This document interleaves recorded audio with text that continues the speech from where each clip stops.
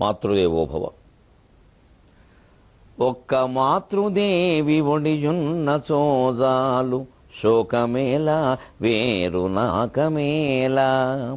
సంపదలను తానే సంస్కారమిచ్చును, ఆపదలను తానే ఆదుకొనును.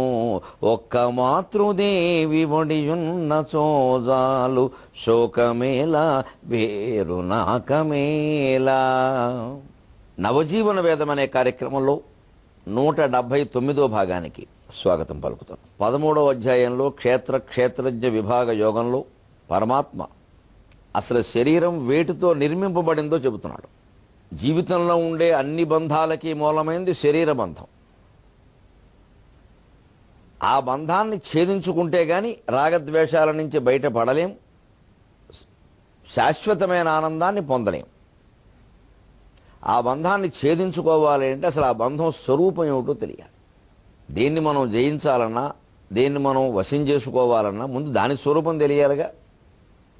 శత్రువు మీద దండయాత్ర చేయాలి, శత్రువుని ఎదుర్కోవాలంటే శత్రువు ఎవరో ఏమిటో, ఆయన బలం ఎంతో, ఆయన మగో ఆడో, వాళ్ళు వెనకాల ఉన్న వాళ్ళు ఎవరో, ముందున్న వాళ్ళు ఎవరో, డబ్బు ఏమిటో, బలం ఏమిటో, బలగం ఏమిటో తెలియాలిగా. అదిగో ఏ బంధానికి మనం కట్టుబడి ఇంత స్వార్థపరులమై ఇంత ఒక్కోసారి పైశాచికంగా కూడా ప్రవర్తిస్తున్నామో ఆ బంధం యొక్క భౌతిక, నైతిక, ఆంతరిక స్వరూపాన్ని స్పష్టంగా చెబుతున్నాడు. బొమ్మ గీసినట్టుగా, అడ్డుకోత నిలువు కోత గీసినట్టుగా. మహాభూతాన్య అహంకారో బుద్ధిరవ్యక్తమేవచ ఇంద్రియాణి దశైకంచ పంచచ ఇంద్రియగోచరాక. ఏముందయ్యా, శరీరం ఒక అసెంబ్లింగ్ అయ్యా అన్నాడు. ఒక మాటలో చెప్పి అసెంబ్లింగ్. ఏదో రకరకాల పక్షాల వాళ్ళందరూ చేరిందాన్ని అసెంబ్లీ అన్నట్టే అసెంబ్లింగ్. అంచేత శరీరాన్ని వేటితో, ఏ ఏ వస్తువులతో, ఏ ఏ మూలాలతో కలిపామో చెబుతున్నాడు. ఈ అసెంబ్లింగ్, కలపడం, ఈ సంఘటన అంటే శరీరాన్ని సంఘాత అంటారు. భగవద్గీత భాషలో సంఘాత అని వస్తుంది శరీరం. ఏమేమి కలిసేట? మహాభూతాని, పంచమహాభూతములు, పృథివ్యప్ తేజో వాయురాకాశములు. పృథివీ భూమి, అప్ నీరు, వాయువు, తేజస్సు అగ్ని, వాయువు ఆకాశం. అహంకారక బుద్ధి అవ్యక్తం, ఇవి మూడు. వాటిని అలా అట్టుపెట్టండి. ఇంద్రియాణి దశ ఏకంచ, దశ తీసుకోండి, ఏకం అట్టుపెట్టండి.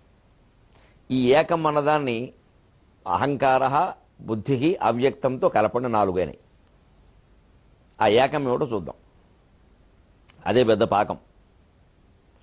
ఇంద్రియాణి దశేంద్రియములు, పంచ కర్మేంద్రియాలు, పంచ జ్ఞానేంద్రియాలు. పంచకర్మేంద్రియాలు ఏవి? త్వక్, చక్షు, శ్రోత్ర, జిహ్వా, ఘ్రాణములు. త్వక్ అంటే చర్మం, చక్షు అంటే కళ్ళు, అంటే కళ్ళు, శ్రోత్ర అంటే చెవులు, జిహ్వా నాలుక, ఘ్రాణం ముక్కు. త్వక్, చక్షు, శ్రోత్ర, జిహ్వా, ఘ్రాణములు పంచ కర్మేంద్రియములు. వీటి కలిపి ఇంద్రియాన్ని దశ అన్నాడు. 10 కదా మరి. జ్ఞానేంద్రియాలు 5, కర్మేంద్రియాలు 5. వాక్, పాణి, పాద, పాయు, ఉపస్థ. వాక్ అంటే మాట, బయటకు వచ్చే మాట, అది నాలుకే ఒక రకంగా. పాణి చేతులు, పాద కాళ్ళు, పాయువు మల విసర్జనేంద్రియం, ఉపస్థ మూత్ర విసర్జనేంద్రియం లేదా భోగేంద్రియం. వాక్, పాణి, పాద, పాయు, ఉపస్థ. త్వక్, చక్షు, శ్రోత్ర, జిహ్వా, ఘ్రాణములు. ఈ సమాసం ఎందుకంటే గుర్తుండడానికి. పృథివీ యప్ తేజో వాయుర్ ఆకాశం. చిన్నతనంలో పెద్ద బాల శిక్షలో 2వ తరగతి 3వ తరగతి పిల్లలకి ఇవన్నీ కంఠస్థం చేసేవారు. సంఖ్యావాచకములు అని పెట్టి ఉండేది ఒక పాఠం. ఏక అంటే ఏకమేవ అద్వితీయం బ్రహ్మ అని రాసేవారు. ద్వి 2 రావాలంటే శివకేశవులు అని రాసేవారు. త్రిమూర్తులు బ్రహ్మ విష్ణు మహేశ్వరులు. చతుర్దిశలు తూర్పు పడమర ఉత్తరం దక్షిణం. పంచభూతములు పృథివీ యప్ తేజో వాయురాకాశములు. షట్ రిపులు కామ క్రోధ లోహమోహ మదమాత్సర్యములు. ఇలా వరుసగా 7, 8, 9, 10 కనీసం ఒక దశ వరకు ఈ సంకేత పదకోశాలు 2వ తరగతిలోనే ఉండేవి మాకు. ఆ మాత్రం పరిజ్ఞానం అప్పుడే ఉండేది. ఇంద్రియాలను గెలవడం గెలవలేకపోవడం వేరే విషయం. ముందు అవి ఏమిటో తెలియాలి కదా గెలవడానికి. అందుకని శరీరం ఏర్పడడానికి ఇవి కాకుండా పంచచ ఇంద్రియ గోచర, ఈ ఇంద్రియాలకి విషయములైన ఒక 5 ఉన్నాయి. అవి ఏమిట? శబ్ద, స్పర్శ, రూప, రస, గంధ. శబ్దం, మనం వినేటువంటి శబ్దం. స్పర్శ, ముట్టుకుంటే కలిగే ఆనందము, దుఃఖము ఏదైనా. శబ్దం మళ్ళీ శబ్ద, స్పర్శ, రూపరస, గంధాల్లో కేవలం ఆనందమే అనుకోకుండా దుఃఖాన్ని కలిగించినా సరే శబ్ద, స్పర్శ, స్పర్శ సుఖం లేదా స్పర్శ వల్ల దుఃఖం. రూపం, రూపాన్ని చూడడం వల్ల కలిగే ఆనందం, కొన్ని రూపాలు ఒక రూపాన్ని చూస్తే కలిగే భయము, ద్వేషము ఏదైనా. రస, రుచి, ఒక రుచి ఇష్టం ఉండే రుచి, ఇష్టం లేని రుచి. గంధం, ఇష్టం ఉండే వాసన, ఇష్టం లేని వాసన. శబ్ద, స్పర్శ, రూప, రస, గంధ. ఇవి మళ్ళీ దేనికి విషయాలు? ఇవి పంచచ ఇంద్రియ గోచరాహ, ఈ జ్ఞానేంద్రియాలకి విషయాలు ఇవి. సరిగ్గా పృథివ్యప్తే జ్ఞానేంద్రియములేవి? త్వక్, చక్షు, శ్రోత్ర, జిహ్వ, ఘ్రాణము. త్వక్, చర్మం ఎప్పుడు మంచి స్పర్శ కోరుకుంటుంది. ఆ స్పర్శ కోసమే కదా ఇంత సంతానం కలిగింది. అదే టచ్ అని అదే చర్చ అయింది. ఇప్పటికి ఆ స్పర్శగా ఎంత పని చేసింది. అందుకని త్వక్, స్పర్శ. చక్షు, కళ్ళు. శబ్ద, స్పర్శ, రూపరస, గంధాల్లో రూపం. అంటే ఈ వరస ఆ వరస కలవాలంటే వీటిని కొంచెం మార్చుకోవాలి, క్రమాలంకారం కాదు. త్వక్, చక్షు, శ్రోత్ర అది ఒక సమాసం. శబ్ద, స్పర్శ, రూపరస, గంధాలు ఒక సమాసం. ఇందులో ఆ త్వక్కి సరిగ్గా స్పర్శ, చక్షు అనేది దానికి రూపం. శ్రోత్రము, చెవి, ఇక్కడ శబ్దం, శ్రోత్రానికి శబ్దం. జిహ్వా, నాలుక, దానికి రసము, రుచి. నాలుగు రుచిని గ్రహిస్తుంది కదా. పులుసులో, సాంబార్లో తెడ్డు తిరుగుతూ ఉంటుంది. ఆ తెడ్డుని తిరిగింది కదా అని ఒక ఆయన తెలివిగా లేపేలాగా తెడ్డు దీని రుచి ఏమన్నట్టు తెడ్డు చెబుతుందా? ఆ లేపినప్పుడు ఓ పొరపాటును ఓ చుక్క సాంబార్ ఈ నాలుక మీద పడింది, నాలుక చెప్పింది. మరి అప్పుడు అనుకున్నట్టు ఆయన తెలివి తక్కువవాడు పాపం. బయట ఉంటేనే నాలుగింత బాగా చెప్పింది, అందులో పెట్టి తిప్పితే ఎంత బాగా చెబుతుందో అనుకున్నట్టు. మరి తిప్పాల్సింది, సరిపోతుంది. అందుకే వేదాంతం దానికి శాస్త్రంలో ఏం చెబుతారు అంటే, రుచి తెలియాలంటే అందులో పడి తిరగాల్సిన పని ఏం లేదు, రుచిని గ్రహించే శక్తి ఉంటే చాలంటారు. విద్యార్థులు గ్రహించాలి. ఊరికే పుస్తకాల మీద వేసుకు పడుకోవడం కాదు, అందులో ఉండే విషయాన్ని గ్రహించాలి. పుస్తకాలు నేను 100 బిట్లు రాసే, 200 బిట్లు చదివే అనవసరం. సమాచారం కోసం ఎన్ని చదివినా ఒకటే. 10,000 బిట్లు, 20,000 తిట్లు, క్వశ్చన్ బ్యాంకు, ఆన్సర్ ట్యాంకు, అనవసరం ఇవన్నీ. అసలు నువ్వేం గ్రహించావు? ఇన్ని బిట్లు చదివి ఏం గ్రహించావు? ఆ గ్రహింపు రసజ్ఞ అంటారు. నాలుకనందుకే రసజ్ఞ అంటారు. జిహ్వ, రసజ్ఞ, రసన ఇవన్నీ నాలుక పేరు. నాలుక రుచిని గ్రహిస్తుంది, అందులో తిరిగితే పాడైపోతుంది కూడా. పైగా సాంబార్లో నాలుక పెట్టి తిప్పేస్తే సాంబార్ పాడైపోతే వాడి కర్మ. నాలుక పాడైతే వాడి కర్మ, సాంబారు పాడైంది మన కర్మ, ఎంగిలైంది అది. అందుకనే ఆ రుచి గ్రహించే శక్తి ఉంది దానికి. అలాగే చివరిది ఘ్రాణము, గంధము, ముక్కు వాసన గ్రహిస్తుంది. ఇందులో మరి ఇక్కడ మహాభూతములను ఎందుకన్నాడు? ప్రత్యేకించి పృథివ్యప్ తేజో వాయురాకాశాలని. మనం మామూలుగా పంచభూతములే అంటాం కదా. శ్రీకృష్ణుడు జగద్గురువు, ఇక్కడ జువాలజీ మాస్టర్, జంతుశాస్త్ర ఉపాధ్యాయుడు. మహాభూతాన్యహంకారం బుద్ధిరవ్యక్తమేవచ ఇంద్రియాణి దశ ఐకంచ పంచచ ఇంద్రియగోచరాహ. ఇక్కడ ఇంద్రియాన్ని దశ 10 ఇంద్రియాలు ఉన్న చోట జ్ఞానేంద్రియములుగా త్వక్చక్షు, శ్రోత్ర, జిహ్వా, ఘ్రాణములు చెప్పుకున్నాం. ఇంద్రియ గోచరాక విషయాలుగా శబ్ద, స్పర్శ, రూపరస, గంధాలు వాటికే విషయములు అన్నాం. దేనికి ఏది విషయమో కూడా చెప్పుకున్నాం. సరిగ్గా పంచభూతాలు మనం అనుకునే పృథివ్యప్ తేజో వాయురాకాశములకు కూడా అవే గుణములు. ఇక్కడ ఇంద్రియాలకు సంబంధించి వాటిని విషయములు అన్నారు, పంచభూతాలకు సంబంధించి గుణములు అన్నారు. పృథివ్యప్ తేజో వాయురాకాశములు, ఆకాశం నుంచి రండి. సరిగ్గా ఆ వరుసలోనే మీకు శబ్దస్పర్శ, రూపరస, గంధాలు ఏర్పాటు చేశారు. ఆకాశం, పృథివ్యప్ తేజో వాయురాకాశం, ఆకాశము, వాయువు, అగ్ని, నీరు, భూమి. సరిగ్గా అదే వరుసలో శబ్ద, స్పర్శ, రూప, రస, గంధ. ఇది రాను రాజుగుర్రం గాడిదవ్వడమో గట్టిపడ్డమో మనకు తెలియదు, కానీ ఆ క్రమం తెలిస్తే అర్థమవుతుంది. ఆకాశానికి శబ్దం గుణం. ఆకాశం శబ్దం చేస్తుంది, ఉరుములు మొదలైనవన్నీ. ఎక్కడి నుంచి చూస్తుందో తెలియదు, శబ్దం వస్తుంది. ఆకాశం శబ్దం చేస్తున్నది మనకు మామూలుగా కూడా అర్థమవుతుంది. గ్లాసు మీద చెంచా పెట్టి కొట్టండి, చెంచా విడిగా ఉన్నప్పుడు శబ్దం లేదు, గ్లాసు విడిగా ఉన్నప్పుడు శబ్దం లేదు. చెంచా గ్లాసు మీద కొట్టగానే శబ్దం ఎక్కడి నుంచి వచ్చింది? శబ్దం చెంచాలో ఉందా, గ్లాసులో ఉందా? ఈ మధ్యలో ఉన్న ఖాళీని చెంచా, గ్లాసు ఇలా తగలడం వల్ల పూరించేసరికి శబ్దం ఏర్పడింది. అంచేత మూలమైంది ఖాళీ, శూన్యం. దాన్నే పూర్ణం అన్నారు. పూర్ణమిదం పూర్ణమదః. ఆ శూన్య ప్రదేశంలో ఎప్పుడు రెండు వస్తువులు ఇలా తగిలాయంటే ఆ ఖాళీ పూరించినట్టు అవుతుంది. అక్కడ ఖాళీని నింపే ప్రయత్నం చేస్తున్నాయి, ఖాళీని ఛేదిస్తున్నాయి. ఖాళీని ఛేదించినప్పుడే ఏదైనా పుడుతుంది. అంచేత శూన్యాన్ని లేదా పూర్ణాన్ని ఛేదించుకుంటూ ఏదో ఒక సంచలనం వల్లే సృష్టి ఏర్పడింది. రహస్యం చెంచా గ్లాసు అర్థమైతే తెలిసింది. ఊరికే పంచదార వేసి తిప్పితే ఎలా అర్థం తెలుస్తుంది? వస్తు తత్వాన్ని గ్రహించడం అంటే ఇదే. ఖాళీగా ఉన్నప్పుడు ఇటువంటి అభ్యాసాలు చేస్తే వేదాంతం అర్థం అవుతుంది. ఊరికి ఒట్టి చప్పుడు చేయడం కాదు. అంచేత ఆకాశానికి గుణం శబ్దం. తర్వాత ఆకాశం నుంచి వాయువు. వాయువుకి ప్రధానమైనది స్పర్శ. కానీ గమనించడం దానికి శబ్ద స్పర్శలు రెండు ఉన్నాయి. వాయువుకి శబ్దం కూడా ఉంది. ఆకాశం బాబుతో శబ్దం, వాయువు వీస్తున్నప్పుడు శబ్దం వస్తుంది. గాలిగా వీస్తుంది, ఓ జుయ్యమంటుంది అంటాం. శబ్దస్పర్శలు రెండు ఉన్నాయి. శబ్దస్పర్శ ఆ పృథివీ, ఆకాశం, వాయువు. వాయువు నుంచి అగ్ని. అగ్నికి ప్రధానమైన గుణం తేజస్సు, ఎంత కాంతి. కానీ అగ్నిలో శబ్దస్పర్శ రూపాలు మూడు ఉన్నాయి. రూపం ఎలాగో ఉంది, కనపడుతోంది. ఆకాశానికి రూపం లేదు, కనపడదు. వాయువుకి రూపం లేదు, శబ్దస్పర్శలు ఉన్నాయి. అగ్నికి రూపం ఎలాగూ ఉంది, దాంతోపాటు పూర్వం ఉండే స్పర్శ ముట్టుకుంటే కాలుతోంది. శబ్దం ఉంది అగ్నిలో, చటచట పటపట మూడు ఉన్నాయి అక్కడ. అగ్ని తర్వాత అగ్ని నుంచి ఏర్పడింది నీరు. ఆ నీటికి ప్రధానమైన గుణం రసం, రుచి ఉంది. ఆ రుచితో పాటుగా మీరు రూపం ఉంది. రూపంతో పాటుగా దానికి స్పర్శ. ముట్టుకుంటే, నీరు ముట్టుకుంటే చల్లగా లేదు, నీళ్ళలో చేపట్టాము మధ్యలో అన్నది అంటాం వెంటనే, అంటే స్పర్శ ఉంది. నీటిలో శబ్దం కూడా ఉంది, బుడబుడ గుడగుడ. అంటే పైనుంచి కిందకు వస్తున్న కొద్దీ గట్టి పడుతూ పై గుణాలన్నీ తీసుకుని వస్తున్నాయి. తాతగారి నుంచి కొంత ఆస్తి తండ్రికి, తండ్రి నుంచి మనవడికి, మనవడి నుంచి మునిమనవడికి, ఆ ఆస్తి అలా పోగేసుకుంటూ వీళ్ళ ఆస్తితో కలిపి గట్టిపడినట్టుగా పెద్దదైనట్టుగా అది వస్తుంది. ఇక చివరిది భూమి. భూమి యొక్క ప్రధాన గుణము గంధము, గంధవతి, పృథివీ, వాసన. కానీ ఆ వాసనతో పాటుగా భూమికి రూపం ఉందా లేదా? అంతేకాదు మట్టికి రుచి ఉందా లేదా? గర్భిణులు ప్రత్యేకంగా వద్దన్నా సరే రహస్యంగా మట్టి తింటారట. మరి రుచి లేకపోతే వాళ్ళు తింటారు, వాళ్ళకి కావలసిన రుచి ఏదో అందులో ఉంది.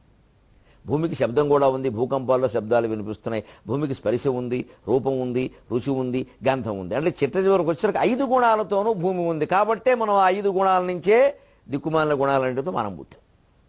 ఇక్కడ మహాభూతములను ప్రత్యేకించి భగవద్గీతలో ఎందుకన్నారు? పంచభూతములు అంటే సరిపోయేదానికంటే సరిగ్గా ఏవి త్వక్చక్షుశ్రోత్ర జిహ్వాఘ్రాణాలు 5ంటికి విషయములోను మనం చెబుతున్నామో అవే పంచభూతాల దగ్గరికి వచ్చేసరికి గుణాలైనాయి.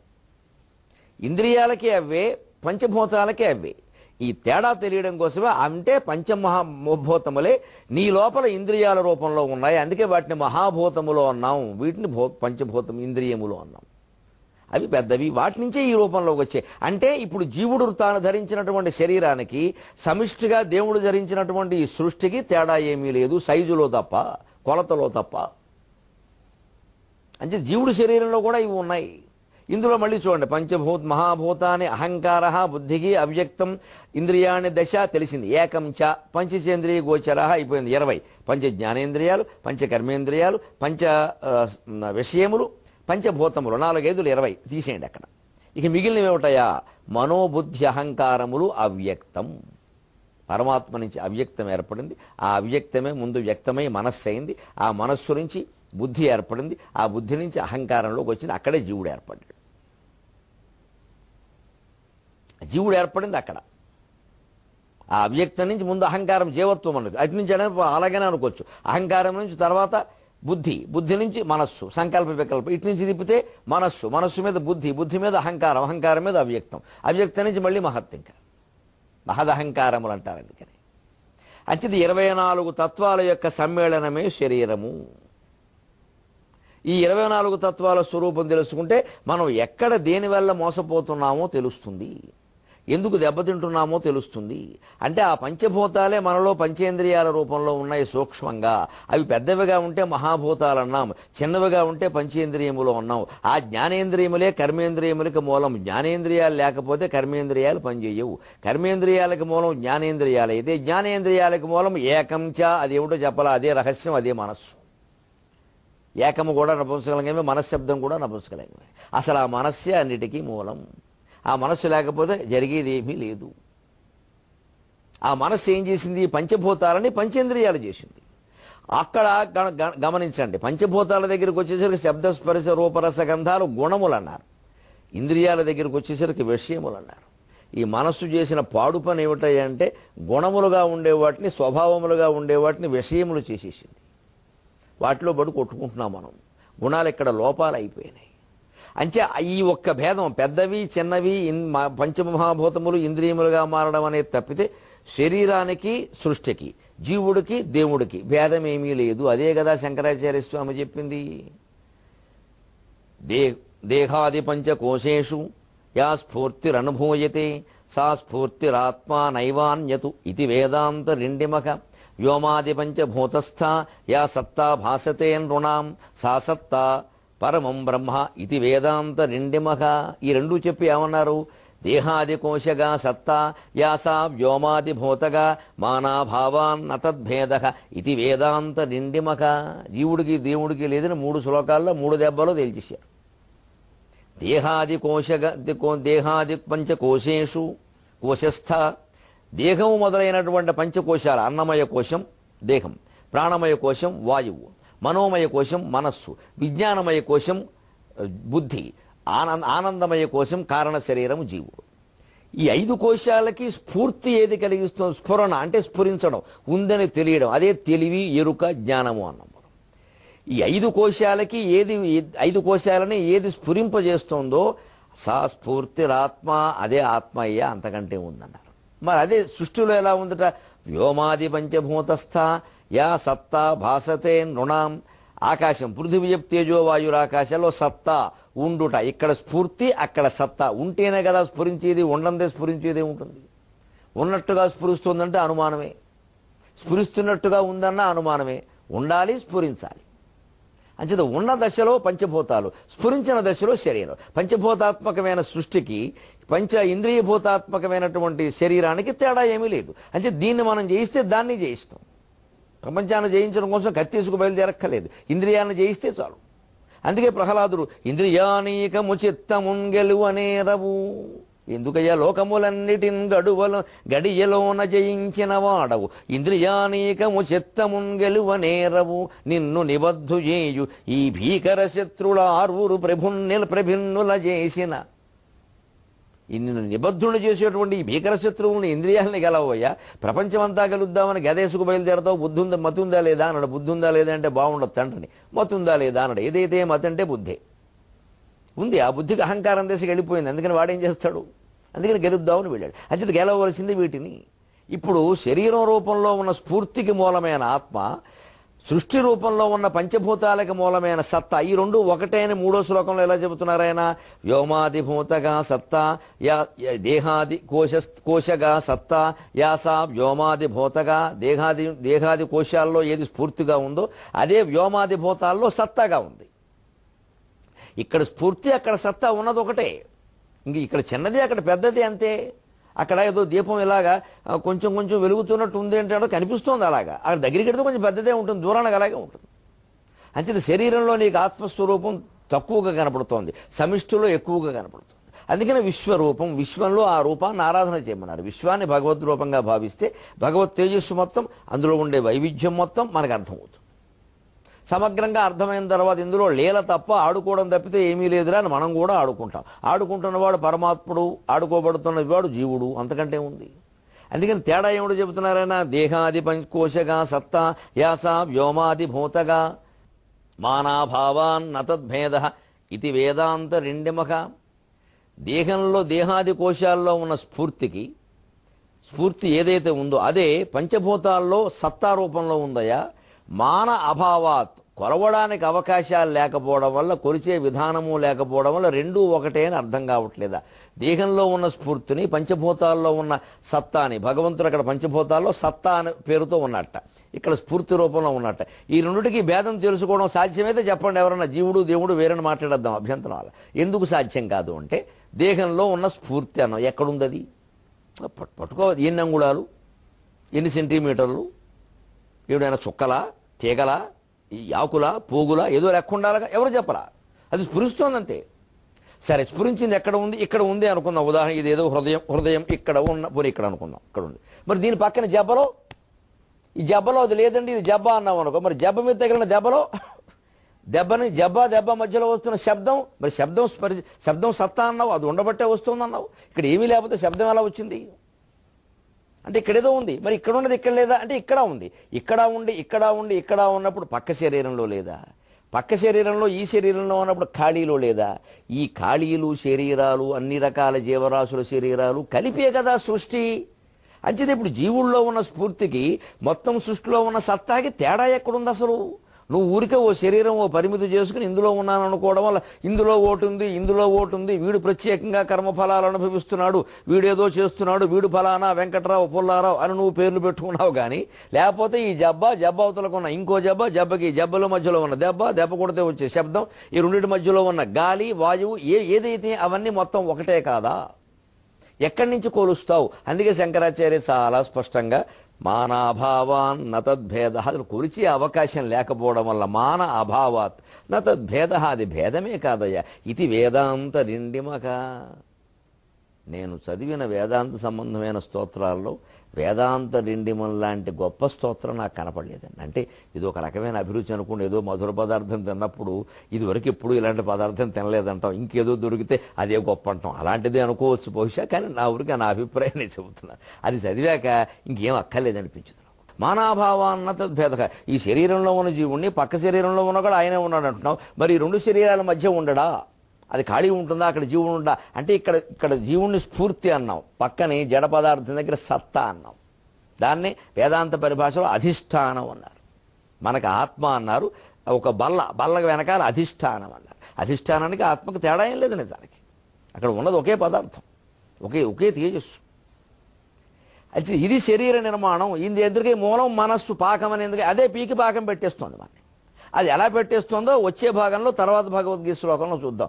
అందుకే ఈ శరీరం ద్వారా ఈ ఇంద్రియాల ద్వారా వచ్చేటువంటి ఈ పనికిమాలిన సౌఖ్యాలన్నీ ఉన్నాయే, ఇవి చాలయ్యా. ఎంత పొందినా దీనికి సంతృప్తి కలగదు. ఎందుకంటే మహాభూతాలు నాలో పంచేంద్రియాల రూపంలో చేరి పీక్కు తింటూ ఉంటే వీటికి సంతృప్తి ఎక్కడ కలుగుతుందండి? సృష్టి అంతా ఉన్న పృథివీ తేజో వాయురాకాశాలు మనలో శబ్దస్మాన తక్షం త్వక్చక్షుశ్రోత్ర జిహ్వాఘ్రాణాలుగా చేరి అక్కడ గుణాలుగా ఉన్నవాటి ఇక్కడ విషయాలుగా మార్చుకుని శబ్దస్పర్శ రూపరస గంధాలుగా ఆస్వాదించడం మొదలు పెడితే అది ఈ శరీరంతో వదులుతుందా? ఇంకో శరీరం, ఇంకో జడ శరీరం, ఇంకో చేతన శరీరం, ఇంకో చెట్టు, ఇంకో పుట్ట, మొత్తం భూమి అంతా నాదే కావాలి, భూమిలో ఉండే స్త్రీలంతా నా దగ్గరికే రావాలి, భూమిలో ఉండే ఐశ్వర్యం అంతా నా దగ్గరికే చెందాలి, భూమిలో ఉన్న పదార్థాలన్నీ నేనే తినాలి అని ఈ కోరిక ఎక్కడైనా అంతు ఉందా? ఈ అంతులేని తనం ఏమిటో మనం రేపటి శ్లోకంలో చెప్పుకుందాం.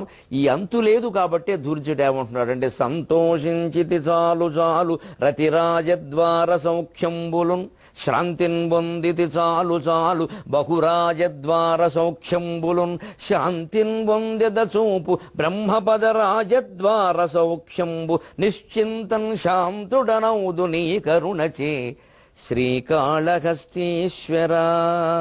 నిశ్చింతం శాంతుడనౌదు నీ కరుణచే శ్రీకాళహస్తీశ్వర.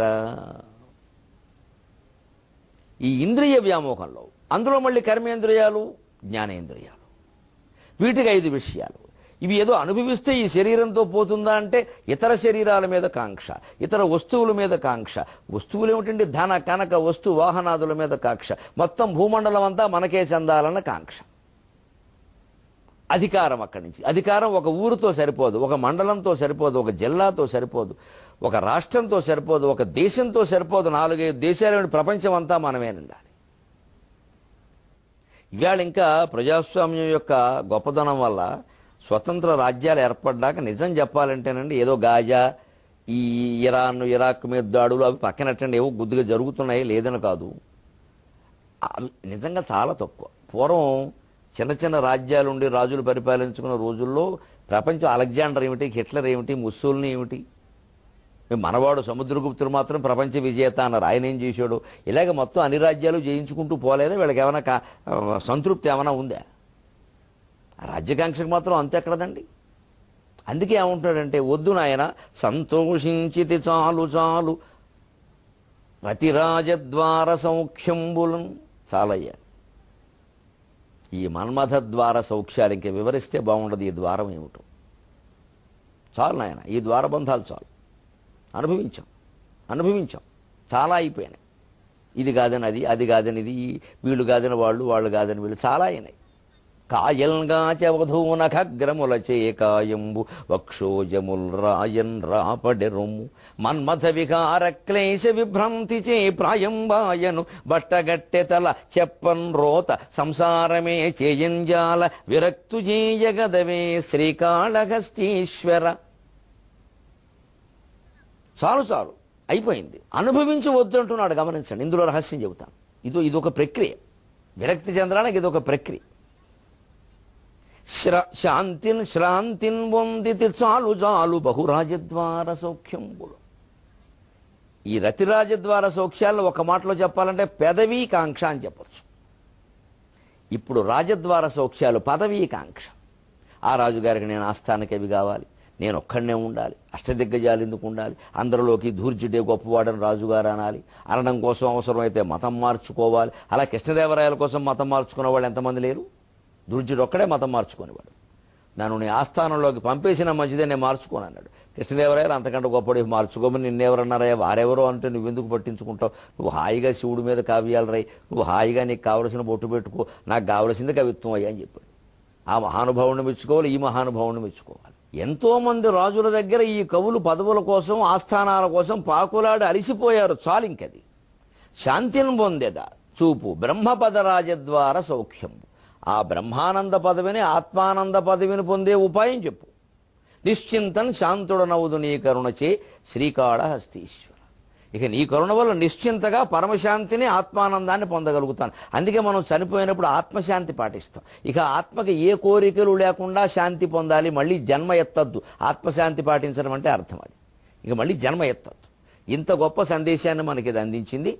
సెలవు, మళ్ళీ రేపు కలిసి ఇంకా అసలు ఈ శరీరాన్ని పీడిస్తున్నటువంటి మనస్సు యొక్క తత్వాన్ని మరో శ్లోకం ద్వారా తెలుసుకునే ప్రయత్నం చేద్దాం. అంతవరకు తెలుగులో మాట్లాడదాం.